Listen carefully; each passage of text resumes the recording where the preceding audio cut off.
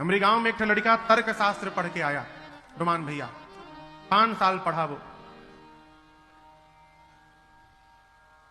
5 साल तर्क शास्त्र पढ़ के घर गया। माई गेट पर देखी, दरवाजा पर महतारी नाचने लगी हो। बाबूजी को प्रणाम किया, माई को प्रणाम किया, बैठा। बाबूजी पूछे बेटा कुशल? सब आनंद बाबूजी, फर्स्ट डिवीजन से पास हुआ हो तर्क शास्त्र में। मां तब तक प्लेट में 2 लड्डू लेकर आई बेटे को पानी पिलाने के लिए, टेबल पर रखी, बाबू पानी पी लो। कहा मां पहले तुम देखो तुम्हारा बेटा क्या पढ़ा है, 5 साल तुमसे दूर रहा हूं, क्या पढ़ा हूं देखो। मां बोली हमको देखकर क्या होगा, तुम पढ़ लिए बहुत बड़ी बात। नहीं नहीं देखो। अच्छा मां बोली दिखाओ। बेटे ने पूछा मां से बताओ कितने लड्डू हैं।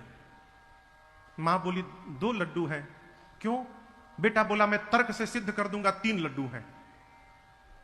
मां बोली ये कौन सी पढ़ाई कर लिया तू, 2 लड्डू को 3 बता रहा है, कैसे कहेगा? बोला देखो ये क्या है, 1, हाँ 1, ये क्या है? मां बोली 2, 1 और 2, 2 हुआ। बच्चा बोला 1 2 3 होता है। मां बोली बेटा 1 और 2, 1 2 3 तो होता है, लेकिन लड्डू तो 2 ही है। अब माई बोले 2 ही लड्डू है, लड़का बोले 3 लड्डू है। यही चला 10 मिनट।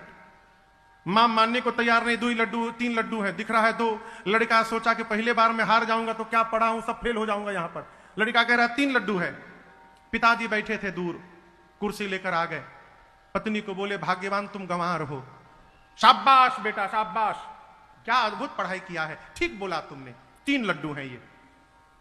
बाप 1 लड्डू अपने खा गया और दूसरा लड्डू अपनी पत्नी को खिला दिया। अब बेटे से कहा तीसरा तू खा, अब तीसरा तुम खाओ। ये कथा कहती है जब जब तर्क करिएगा तीसरा लड्डू खाने को मिलेगा।